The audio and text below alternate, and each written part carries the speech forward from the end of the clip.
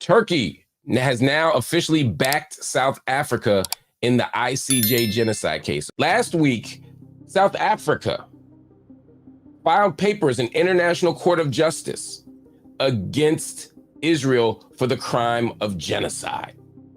They broke down why Israel had committed genocide in Gaza. They explained to the International Court of Justice at The Hague last Friday, right, what was going on. Israel, of course, said this is a blood libel, this is anti-Semitic, this is BS, we didn't do anything wrong, we have been careful not to harm Palestinians unnecessarily, which we know is not true. Israel's military operation in Gaza has been the most imprecise in modern history when it comes to avoiding the killing of civilians. So we know it's not true. 8,000 children, more than 8,000 children have been killed, more than 20,000 Palestinians have been killed. It is an act of genocide. People dying in and of itself doesn't make it genocide, but genocidal intention makes it genocide. Conspiracy to commit genocide makes it genocide. Doing acts to reduce the population in whole or in part because of their race, their ethnicity, their national identity is genocide. And finally, South Africa stood up to do the right thing. And it's important that South Africa did it because of their own history. And also because Israel often points to South Africa and says, look, we're not an apartheid state. They were an apartheid state. They know apartheid. We were, and people like Alan Dershowitz and others say, we marched with Mandela to end apartheid in South Africa, to end genocide in South Africa. And we're nothing like South Africa. So when South Africa stands up and says, you know what, y'all look real familiar. Y'all seem a whole lot like we were. That means something. That does something. Not to mention, they broke down piece by piece by piece by piece how Israeli leaders, Israeli military leaders, political leaders, civic leaders have voiced things that are consistent with the case for genocide.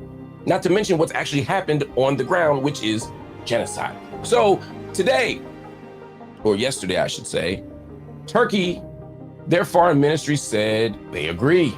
They said, and to be specific, it is expected that within the framework of this application, the ICJ will decide on provisional measures involving those to stop Israel's attacks on Gaza.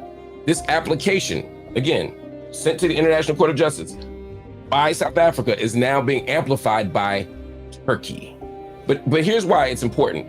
You have multiple nations. Now, let me be clear. Turkey is not a friend of the Palestinian people, or Erdogan is not a friend of the Palestinian people, to be more specific. Let me not say Turkey's not a friend to the Palestinian people, because nations aren't represented in practice sometimes by their leaders. The people might feel one way, the leader might feel something else.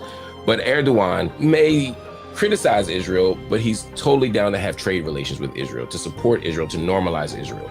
So in practice, there's lots of contradictions here, but them speaking up and speaking out right now, Turkey is an opportunity to say, look, it's not just South Africa, it's not just African nations, which often get ignored. Now we have Muslim nations are agreeing. And now maybe if Turkey's doing it and South Africa's doing it, now maybe we can get some Europe in there, we can get some Latin America in there. And as the global consensus grows, that won't make Israel act differently per se, but what it might do is create a context. It might create a context where some different kind of action takes place. I love this comment. Erdogan is using the Palestinian card to deflect from his domestic issues. I don't disagree. I don't disagree at all. This is a cynical move by Erdogan, but at the same time, it's still good for Palestine. It's still good for justice. It's still always important to speak up and speak out when something bad is happening.